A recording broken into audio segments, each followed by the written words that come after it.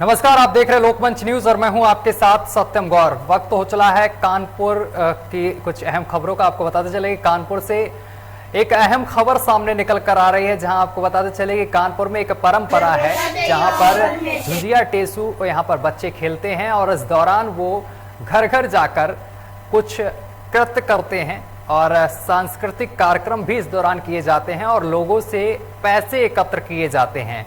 और इस दौरान आपको ये भी बताते चले कि बच्चे जब गांव और गलियों में जाते हैं तो कई तरीके के रोल भी अदा करते हैं और इस दौरान वो लोगों से पैसे, इस दौरान जो लोग होते हैं गांव गली के, वो पैसे देते हैं और इसमें ये माना जाता है कि अंतिम दिन झुंझिया और टेसू का विवाह भी किया जाता है। इसमें आपको बताते चले कि युवतियां भी भाग लेती हैं और बच्चे भी काफी संख्या में भाग लेते हैं और गांव में पहुंचते हैं। और इसमें ज्यादा जानकारी के लिए हमारे संवाददाता कानपुर से हिमांशु जुड़ गए हैं, उनसे इस परंपरा के बारे में विस्तार से जानते हैं। हिमांशु, जो कानपुर में एक परंपरा है जिसमें बच्चे झुंझिया और टेसू लेकर खेलते हैं, झुंझिया टेसू, इसको लेकर क्या कुछ है आपके पास अपडेट? सत्यम जी, मैं आपको बताना चाहूंगा, महाभारत काल के समय से ये परंपरा चलती चली आ रही है। टेसू और छोटी की जो परंपरा है ये आज की नहीं, बहुत पुरानी है, जिसको लेकर आज विजयदशमी के दिन ये परंपरा शुरू होती है। महाभारत काल के समय जो उनके पौत्र थे बर्बरीक, जो उन्होंने ये परंपरा की शुरुआत करी थी। टेसू और छोटी की जो गांव के में ये परंपरा मनाई जाती है, लेकिन आज की जो पीढ़ी है लगातार ये परंपरा भूलती जा रही है। उसी को लेकर आज विजयदशमी के दिन ये परंपरा शुरू होती है और कार्तिक पूर्णिमा के अंत के दिन ये खत्म होती है। इसको लेकर गांव में बच्चे जो है वो जगह जगह नृत्य करते हैं और चंदा मांगते हैं और अंत जो इसका होता है वो विवाह के करा के संपन्न करी जाती है। आज ही इसी दिन से हिंदू परंपरा में ही विवाह की शुरुआत हो जाती है। बिल्कुल हिमांशु, ये 7 से 8 दिन का कार्यक्रम होता है। इस दौरान मैंने भी देखा है कि बच्चे गांव-गांव में जाते हैं और घर घर जाकर यहाँ पर चंदा एकत्र करते हैं और कई तरीके के रोल अदा करते हैं। लेकिन अगर आज से 10 साल पीछे की बात की जाए तो इस परंपरा का प्रचलन बहुत तेजी से था और ज्यादातर बच्चे इस चीज को करते हुए दिखाई देते थे, लेकिन अब ये धीरे धीरे कम होता जा रहा है। इसके पीछे का कारण क्या है?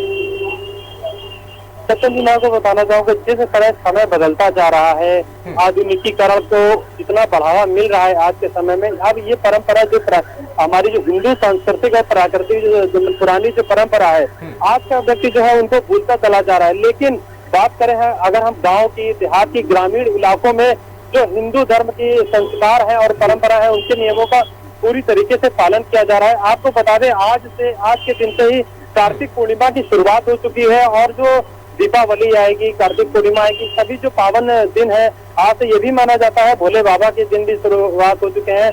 हिंदू धर्म के अनुसार आज शिव भक्त है जो उनके हिसाब से शिव भक्त आज के ही शिवलिंग पे जल चढ़ाते हैं और भगवान शिव से अर्चना करते हैं, पूजा पाठ करते हैं। तो ये आज कार्तिक पूर्णिमा ये हिंदू धर्म में एक बहुत बड़ा अपने आप में माने है और इसका एक अपना ही धर्म है, अलग सांस्कृतिक है, अलग नियम है। हिंदू धर्म के लिए ये सर्वश्रेष्ठ मानी जाती है।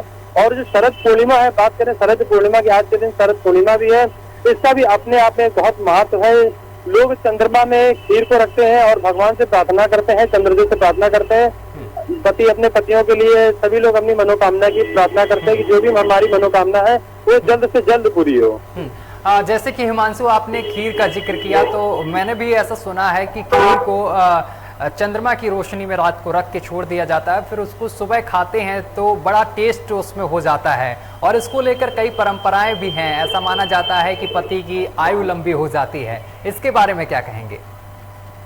सत्यम जी, ये जो रात भर खीर जो चंद्रमा में रखी रहती है और जो चंद्रमा की रोशनी है वो लगातार खीर पर पड़ती है, सुबह उसको प्रसाद के रूप में पूरे मोहल्ले में, घर में, परिवार में वितरण करते हैं और लोग उसमें खीर खा के प्रसाद जल ग्रहण करते हैं और भगवान का आशीर्वाद लेते हैं, प्राप्त करते हैं, जो कि एक हिंदू धर्म के लिए बहुत बड़ी बात है। वो अपनी मान्यता और मुरादें सब पूरी करते हैं कि जो भी है कि हमारी भगवान मनोकामना पूरी करे, और वो खीर खा के ग्रहण करते हैं, प्रसाद ग्रहण करते हैं और अपनी मनोकामना मांगते हैं भगवान। चलिए, तमाम जानकारी साझा करने के लिए बहुत बहुत शुक्रिया आपका हिमांशु। तो हिमांशु हमारे साथ कानपुर से जुड़े हुए थे और झुंझिया टेसू को लेकर जिक्र कर रहे थे, जिस तरीके से अब ये परंपरा धीरे धीरे गाँव में कम होती जा रही है। अगर पिछले वर्षों की बात की जाए, अब से 5 साल की बात की जाए पीछे चले, तो ये परंपरा बहुत तेजी से आगे बढ़ रही थी, लेकिन अब गाँवों में ये धीरे धीरे कम होती जा रही है। पहले क्या था कि लोग जो बच्चे थे वो गांव गली में जाते थे और कई तरीके के रोल अदा करते थे और लोगों से चंदा एकत्र करते थे। ये 7 से 8 दिन चलती है और इस दौरान